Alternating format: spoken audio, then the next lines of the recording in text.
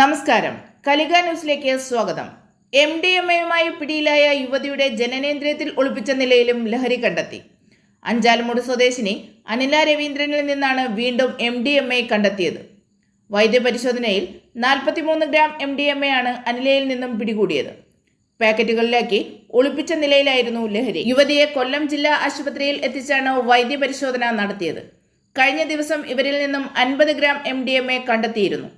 2021 MDMA കടത്തിയ കുറ്റത്തിന് തൃക്കാക്കരയിൽ ഇവർ അറസ്റ്റിലായിരുന്നു. കർണാടകയിൽ നിന്നും കാറിൽ കടത്തിക്കൊണ്ടുവന്ന വിപണിയിൽ ഉദ്ദേശം 3 ലക്ഷം രൂപ വരെ വരുന്ന 50 ഗ്രാം MDMA ആണ് ശക്തികുളങ്ങര പോലീസ് സ്റ്റേഷൻ സമീപം വെച്ച് സിറ്റി ഡാൻസ് ഓഫ് ടീമും ശക്തികുളങ്ങര പോലീസും സംയുക്തമായി നടത്തിയ റെയ്ഡിൽ പിടികൂടിയത്. യുവതി നേരത്തെയും MDMA കേസിൽ പ്രതിയാണ്.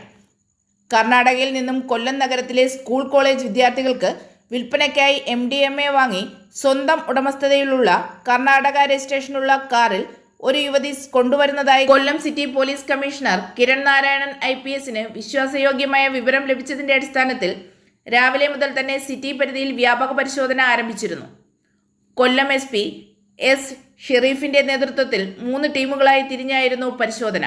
തുടർന്ന് വൈകിട്ട് 5:30 മണിയോടെ നീണ്ടകര പാലത്തിന് സമീപത്ത് കാർ കാണപ്പെടുകയും പോലീസ് കൈ കാണിച്ചിട്ട് നിർത്താതെ വന്നതിനെ തുടർന്ന് ആൽത്രമൂട് ശക്തികുളങ്ങര പോലീസ് സ്റ്റേഷൻ സമയം വെച്ച് പോലീസ് വാഹനം തടയുകയായിരുന്നു.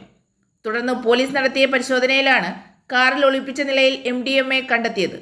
പിന്നീട് നടത്തിയ വൈദ്യപരിശോധനയിലാണ് ജനനേന്ദ്രിയത്തിൽ ഒളിപ്പിച്ച നിലയിലും MDMA കണ്ടെത്തിയത്. ഇൻസ്പെക്ടർ R രതീഷ്, പോലീസ് സംഘവും ഡാൻസ് ഓഫ് സംഘവും ചേർന്നാണ് ഇവരെ പിടികൂടിയത്.